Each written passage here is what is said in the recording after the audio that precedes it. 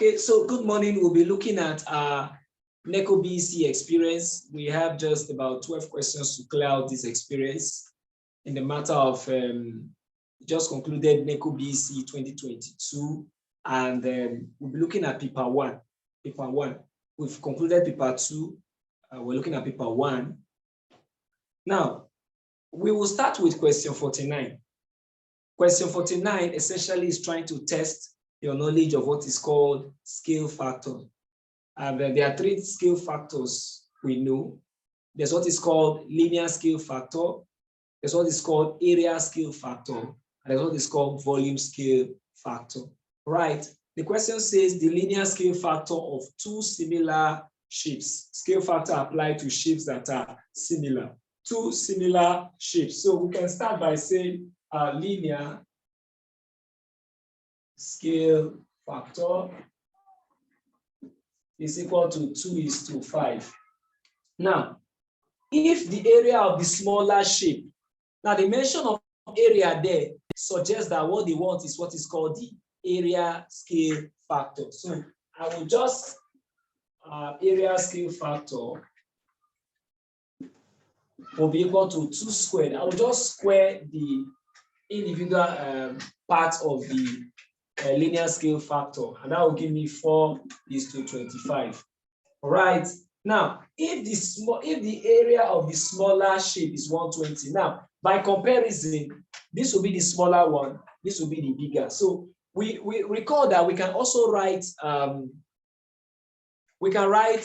the factor, the scale factor, as a ratio. So it means that 4/25 will compare to 120 over the big one. So I'll just use small letter b to tell me that I'm looking for the big one. So what will be the next thing we'll do? Straight away, I'll cancel 4 here. I'll cancel here 30. Remember I said that when we cancel, we can cancel across equality sign, the numerators, or cancel across equality, the denominator. So with this done, if we apply our knowledge of, I can rewrite this to be what? 30 over b equal to 1/25.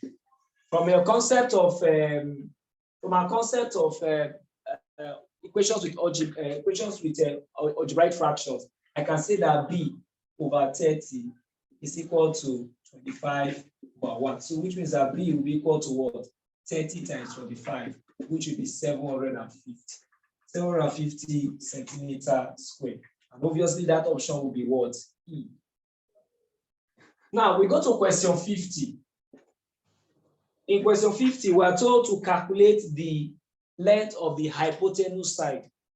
The hypotenuse side of any right angle triangle is the longest side, H. And that is the side facing 90 degrees. Because we have established that for a right angle triangle, the angle is 180 degrees. So if the hypotenuse side must face an angle of 90 degrees, it means that the greatest angle you're going to have will be the what? 90 degrees angle. And that the highest angle will be the 90 degrees angle, and that accounts for the side, because the extent to which the angle opens will determine the length of the side you're going to see. All right, so this will be that. This will be 4. This will be 32 degrees. And we're told to look for H. Remember,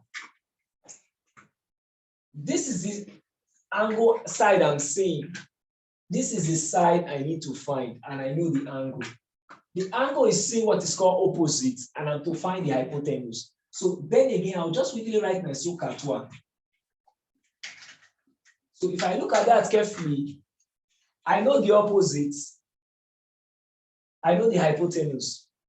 All right, I know the opposite. I'm looking for the hypotenuse, and this is what the angle is seeing. So I'll simply say sine 32 degrees will be equal to what? 4 over what? H. 4 over what? H. So how do we proceed from here?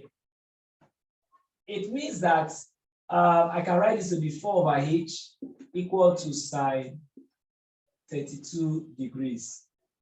So remember our flipping concept. This would be H over 4 equal to 1 over sine 32 degrees. We have told us that in a matter of balancing, what you do to left-hand side, if you flip left-hand side, you will flip the right-hand sine. So H will be equal to 4 over what? Sine 32 degrees. So what would the answer be? Very simple. Now for this description, I'll be using my 4-figure table. So I'll just get that. And the first thing I want to do is to look for what? Sine 32 degrees. Sine 32 degrees will be 0.4 over 0.54. 54 what now?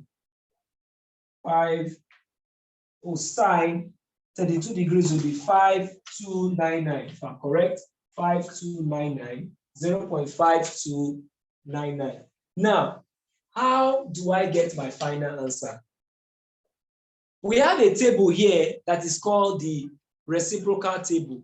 We have a table here that is called the reciprocal table. Now, the sine table on this mathematical table is found on page 20, and the reciprocal table is found on page, let's confirm that page, is found on page 6 of this particular table. So, how do I look for reciprocal? I will go to my table and look for 52 under 9. So I go there, I look for 52 under 9. I'll be doing videos on this shortly. I have not done them, but I'm doing videos on this shortly to show you how you read out from your 4-figure table. It's important you know how to read out from your 4-figure or mathematical tables. All right. So this will be 52 under 9. 52 under 9 gives me 1890. 1890. Now, when you're dealing with reciprocal, you discover that on the left or the right extreme of the table, you will see something written subtract difference. So it means that you're required to subtract the difference. So 52 under 9, difference 9 is what? 3. So I'll come to that point and say minus 3 is taken from the last digit. It's taken from the last digit. And something you must take note of when you're dealing with your reciprocal table. I'm going to deal with that extensively. I'm going to deal with reciprocal extensively using reciprocal table. But something you can just quickly learn is this.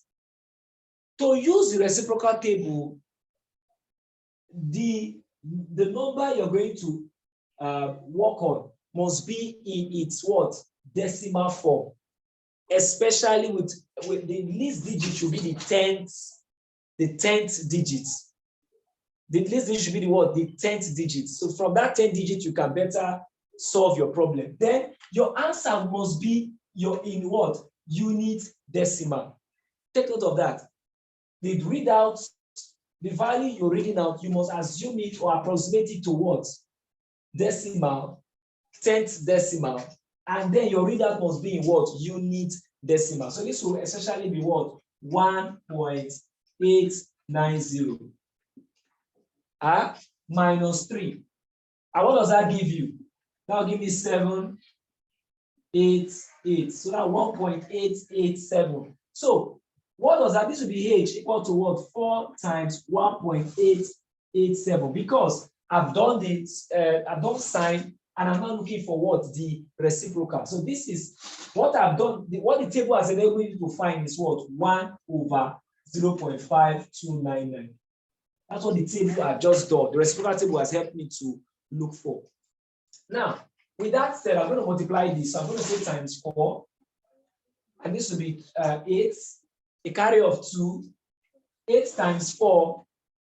8 times 4 will give me 32 plus 2. That's 34. A carry of 3. 8 times 4 will give me 32 plus 3. That will be 5. A carry of what? 3 again. 7. 1 times 4 will give me 4 plus 3, and that will be what? 7. So that will be 7.548. The next thing I do is to check. I have an answer there. He said we should correct to what? 1 decimal place. So that will be equal to 7. That answer will be D, and we are closed out on that.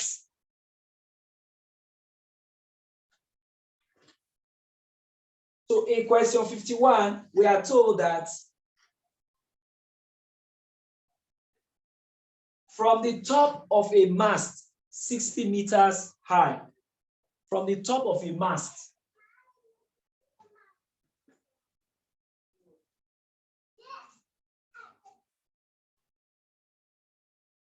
The angle of depression.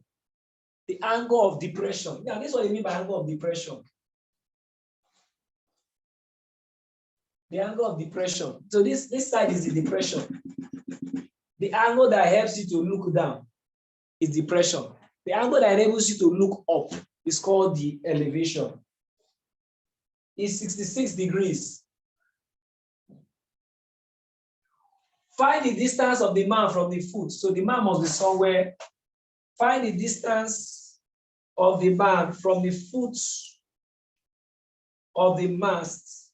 Find the distance of the man from the foot of the mast. Now look at it. So what it means is that this angle here will be this angle.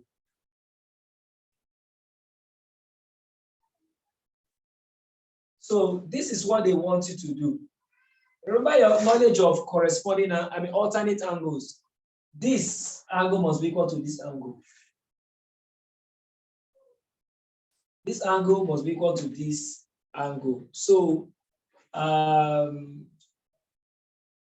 this angle must be equal to this angle. So with that sorted out, we are told to find the distance of the man from the foot of the mast. That's from here to here. So we can call that, we can use the letter X. Now, this is 90 degrees because it's a vertical mast. So in solving this now, I know the mast, but I don't know the distance from the foot. So look at it. Now let's go to our SOHCAHTOA and see what can help. I know the opposite. I'm looking for the adjacent. So obviously, SOHCAHTOA twice what we're going to use. So that will be tan 66 degrees equal to what? 60 over x. I notice that this year they changed the pattern. You see, another use of reciprocal here again. So if you say, I don't want to learn reciprocal, you have no choice. You have to learn it. All right, so with that, I will now say this is 60 over x equal to tan 66 degrees. So that will mean that x over 60 will be equal to 1 over tan 66 degrees. So we come to our table again. We go to tan and try to read out what is tan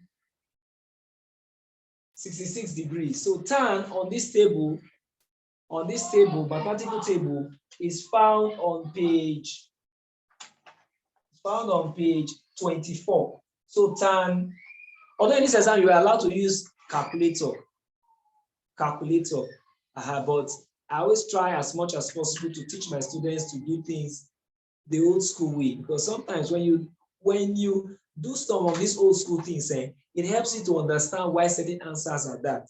It helps you to correctly predict your answer. Now, so tan 66 will be 2 points. That will be x over 60 equal to 1 over 2 points. 2 point what? 2.246. All right. Now, remember that I told you that before you look for anything using your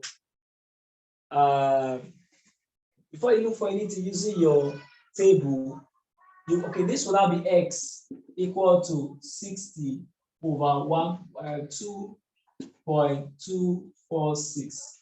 So, how do we go about this? Before you start solving, please, I want to advise you, have a mental picture of what your answer will be. When you treated approximation and estimation, you would have discovered that if I say 60 divided by 2.248, this is approximating to, so 60 divided by 2 should be 30. So I know that my answer should be in the neighborhood of what? 30. I know that my answer should be in the neighborhood of 30.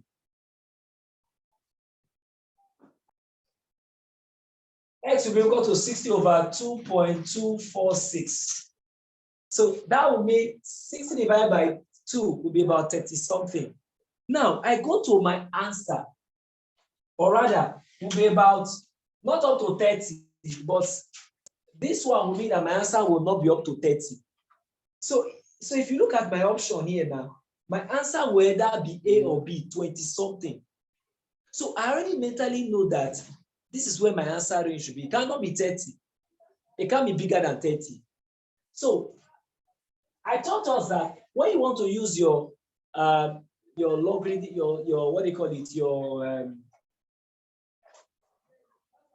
reciprocal table, you go to reciprocal table, you go to check 22. So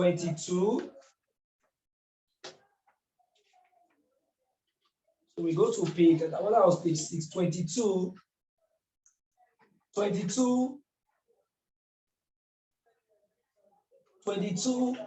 under, that'll be 22 under 4. 22 under 4 will be 4464. 22 under 4. Hope I got that right. 22 under 4 will be 4464. Difference 22 under 4, difference 6. So I go to difference of 6, and that'll be 12. But remember that for reciprocal, we subtract. So that'll be 4, 4, 5, 2. Now notice that, look at it too. Now, so watch the trick here. This is 2 points. It means that my answer must be 0 points. So this figure I've got here is going to be 0 points. It's going to be what? 0 points. There's also another way you can do this. Now, please watch. There's also another way you can do this. This can also be 2.246. I can rewrite this to decimal mode, which will be what? 0.2246 times 10 raised to the power of what? 1. Is that not? Are you seeing that? This is what this one means. I want just to show you what's happening here. With this one, you will not do your reading. So this is actually 1 over 0.2246 times 1 over 10. This is what it means. So this gives me this. I use my table to get this. I'm going to get, remember that when you use this, you're going to get your answer in what? Unit decimal. So this would have been what? 4.452. This one divided by 10. What does divided by 10 do? It moves the decimal place to the back. And that will be what? 0.4452. So you understand why at this point you're going to get what? 60 times 0.4452. I believe when you watch the video over again, you'll be able to understand what I've done. It's a technique you need to master. It comes with practice. As you keep practicing it, you get to understand better what is happening. So with that said, I'll come to the corner and then say, now this 0, I can apply this 0 here. So I'm going to have 6 times what? 4.452. What does 10 do? 10 would move decimal place to the right. So this will be 4.452 times 6. So let's multiply that and let's see what we're going to get. This will give me 2, a carry of 1. 5 times 6 will give me 30, 1, carry of 3. 4 times 6 will give me 24 plus 3, that's 27. Carry of what? 2. 4 times 6 will give me 24 plus 2, that'll give me 26. So that's 26.712. Remember that we are told to find the answer to the nearest meter. So that answer will obviously be what?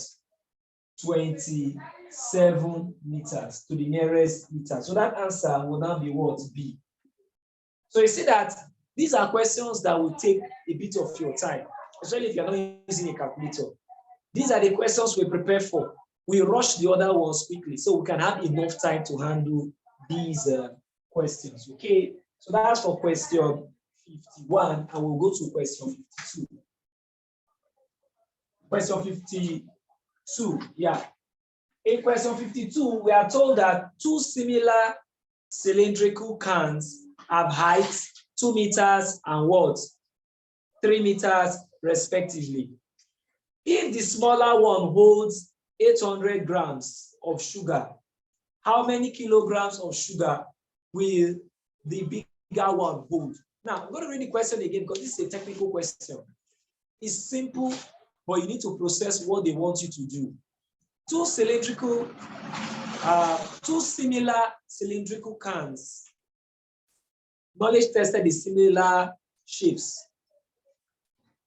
Have heights 2 meters and 3 meters. So obviously the smaller one is 2 meters of height and the bigger one is 3 meters of height.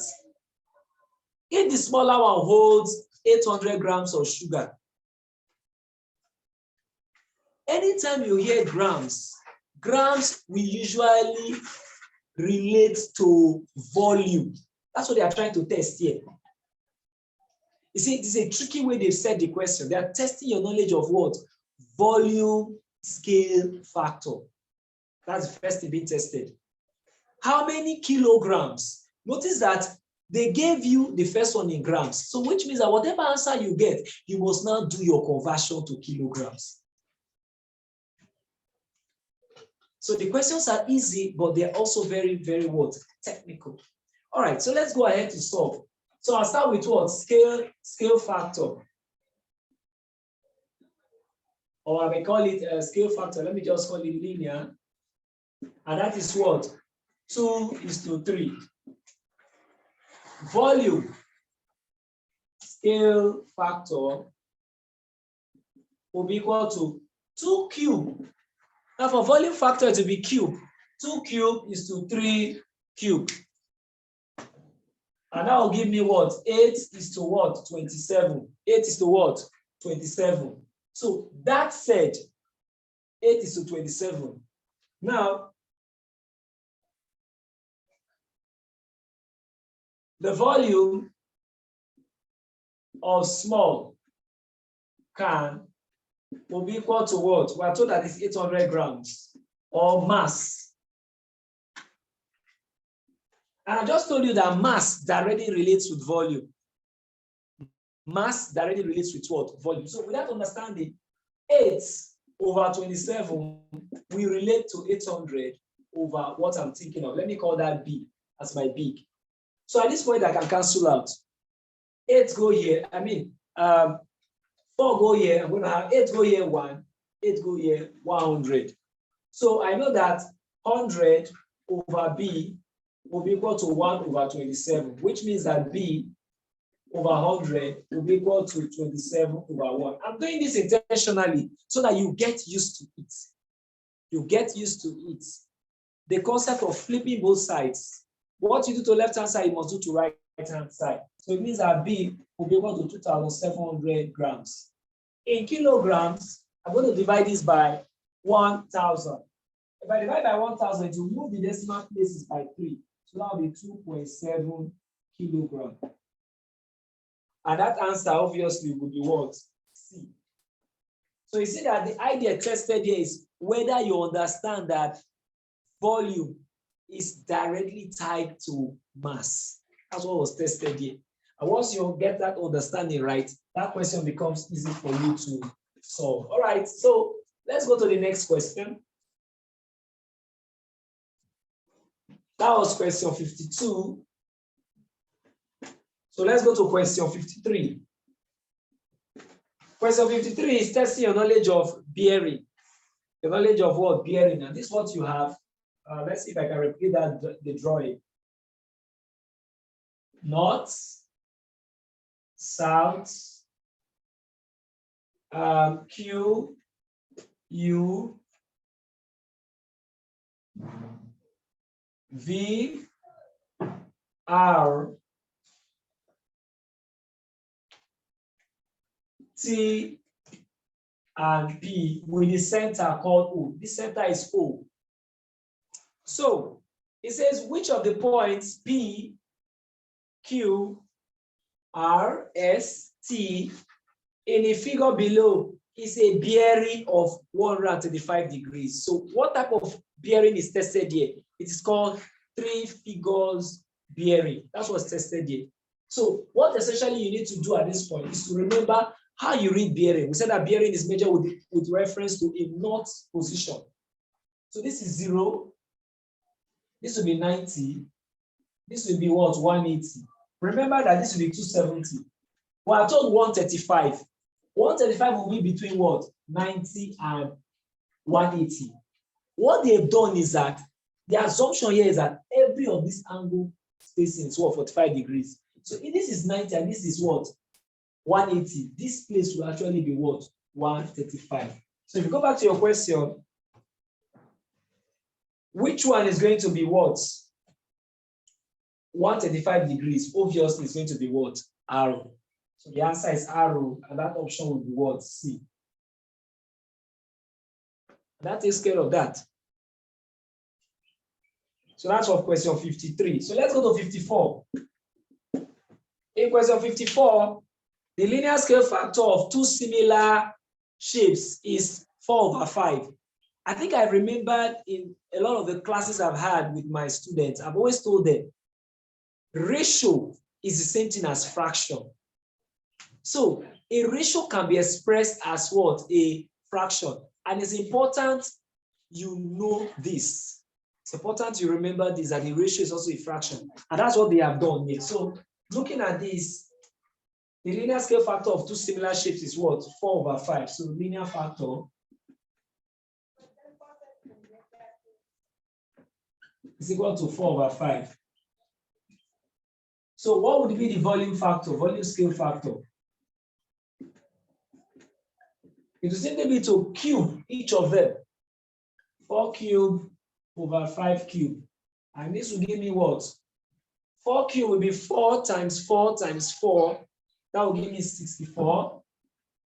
Divided by 5 cube will be what? 5 times 5 times 5, which will give me 125. So it will be 64 over what? 125.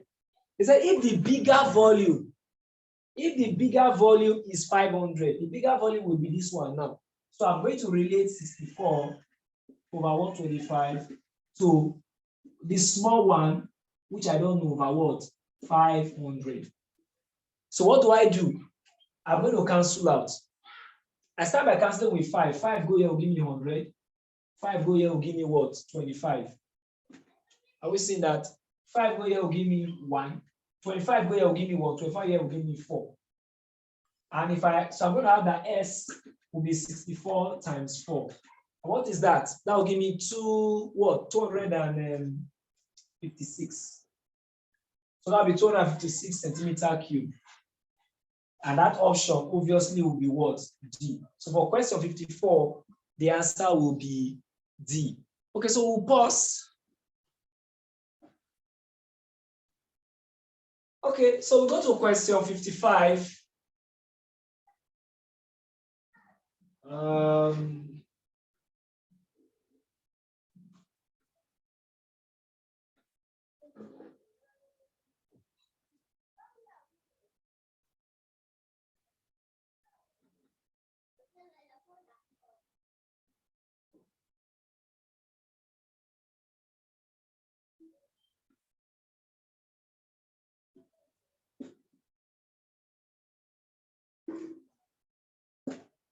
So 55. If you look at question 55, we have what is called a trapezium.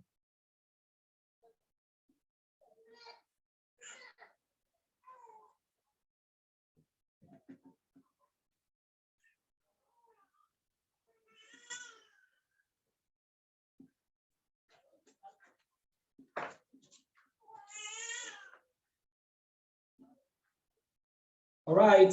Now we're told to calculate the area. What is area? The area is half the sum of the parallel sides times the height.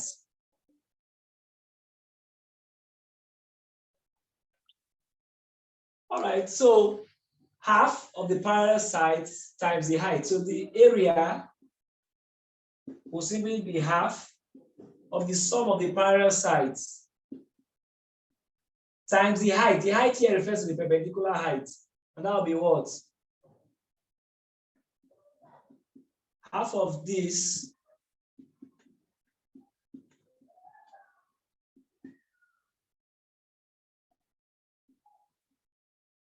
so that will be 30 centimeters squared, and that will be option B. So we go to question 56. 56 is testing your knowledge of bearing. It said the bearing of A from B, means I'll draw B first, is what? 0.53. So from a due north position,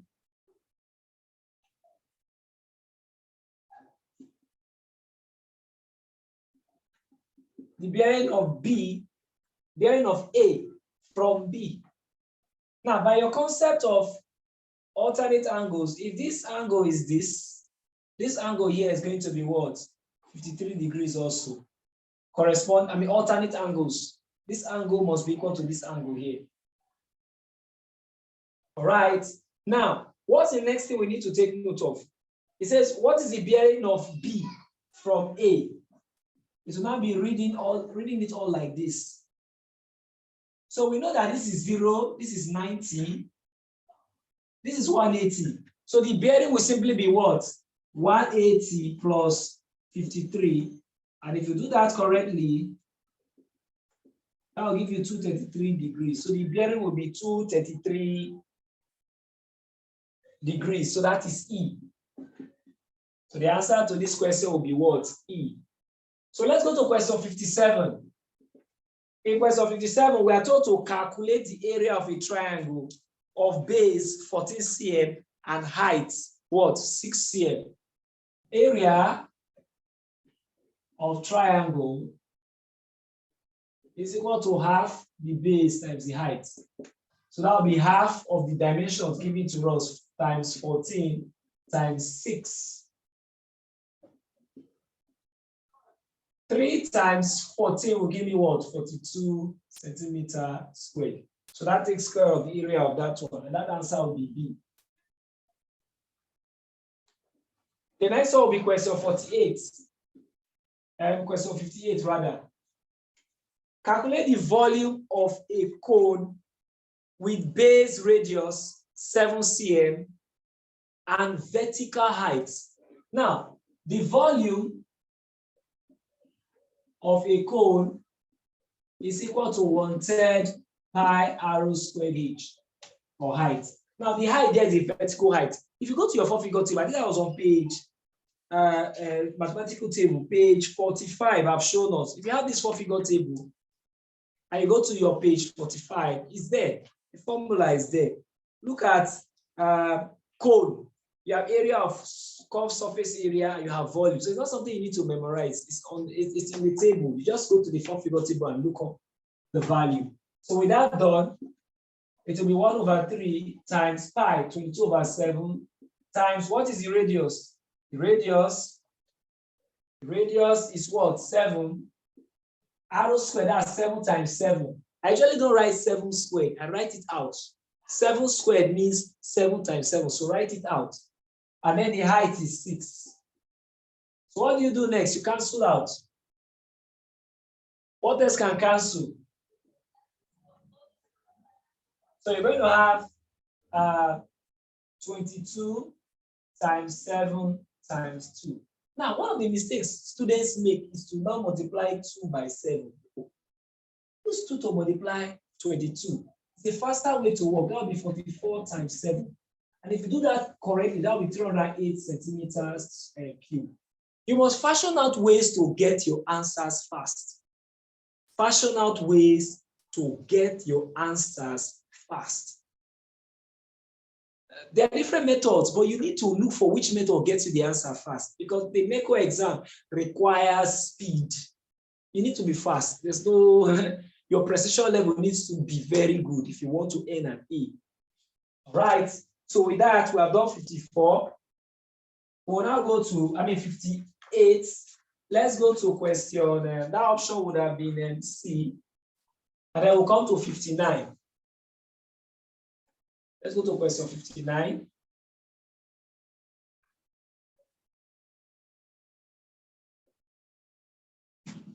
In question 59, it says the angles of a pentagon. A pentagon. So the first thing you need to find out is what is the sum of the angles of a pentagon? What is the sum of the interior angles of a pentagon? Remember, a pentagon has how many sides? 5 sides. So how many right angles will it have? 5 minus 2. That's 3 right angles. So what will be the sum of the interior angles? To be what? 180 times 3. Let me take that again. How many sides has a pentagon? 5 sides. How many triangles has that pentagon? It will be what? 5 minus 2. And that will be what? 3. So what is the sum of the interior angles of that pentagon? It will be what? 3 times 180. Why 180? Because the sum of the angles of a triangle is what? 180 degrees. And if it has 3 triangles, it will mean that multiply 180 by 3. All right. So we'll now have that what? For this, it will be x plus 2x plus 3x plus 2x plus 4x equal to 540 degrees. Why? Because that is some of the angles of the pentagon. So I add it up. 3 plus 3 is what? 6. 6 plus 6 will be what? 12. So 12x will be equal to 540 degrees. I'll divide both sides by 12. I'm going to have that x will be equal to what? 3 go here will give me 4. 3 go here will give me 180. 4 divide this will give me what? 45 degrees. So x will be equal to 45 degrees. Now you have to be careful. In some years, they'll tell you find 2x. And in your excitement, you have found x. And that option will be there. So just like this time around, we're lucky that they say we should find what? X. So that answer will be what? E. All right, so we go to question 60, the last question for this experience. A man finds the angle of elevation of the top of a tree. A man finds the angle of elevation of the top of a tree. So obviously, this is what we're looking at. This is a tree. The angle of elevation means from bottom, look up. To be what? 14 meters high. Calculate the distance of the man from the foot of the tree. This is what they want you to calculate, this distance. So how do we do that? How do we do that? Our SOHCAHTOA readily comes to our aid here. Our SOHCAHTOA readily comes to our aid here. So remember that from your SOHCAHTOA,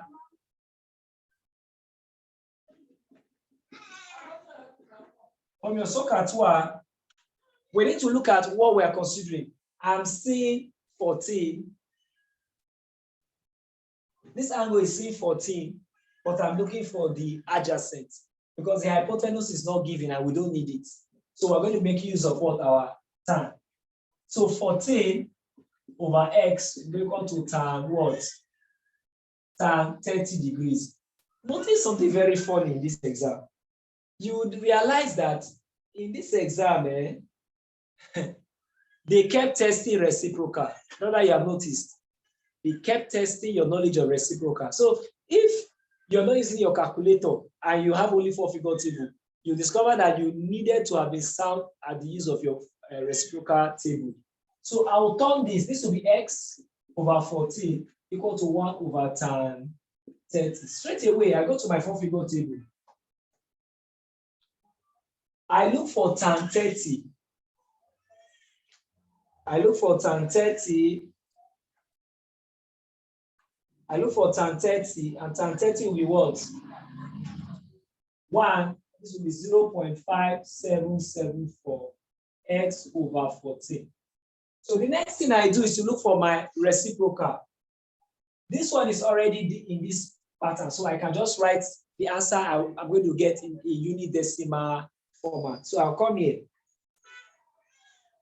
I go to page 6 of this book, and then I'll look for 57 under 7. 57 under 7 will be 1733. Difference 4. That's 1. So I have 1732. 1.732, because once it said that to get a unit decimal, this must be to what? The nearest must be to the nearest 10th position. I'm going to treat reciprocal as a full topic. Once I come to that topic, you understand this concept better. You really don't need a calculator. If you understand what you're doing, you don't need it. But it will slow you. So this will be x over 14 equal to 1.734. So this will now be x equal to what? 14 times 1.734. So we're going to multiply out. Now, I'm going to make this easy for you. 14 means 10 and what? 4. So I will take 10 to multiply this. I'm going to have this. Then I'm going to now use 4 to multiply this, just to make my work fast. I'm going to have 6, carry of 1, that will be 3, 12, 1, 3, 28, 29, carry of 2, that will be 6 points. So I'll come here 6.936. So this will be 6, this will be 7, this will be 2, this will be 4, and this will be 2. So 24.274. So I'll get to my question paper and check. Is it to the nearest meter? So to the nearest meter, which means that the digit of interest is 4. Causing the approximation is 2, is less than 5, so I can't use it. So that'll be 24 meters. So that answer will be 24 meters. And the option obviously will be C. So that wraps up our NECO BECE 2022 experience.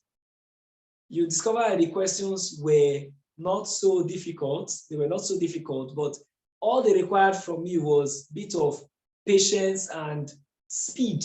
Speed is a crucial matter when it comes to NECO, and that's why you have to really, really practice.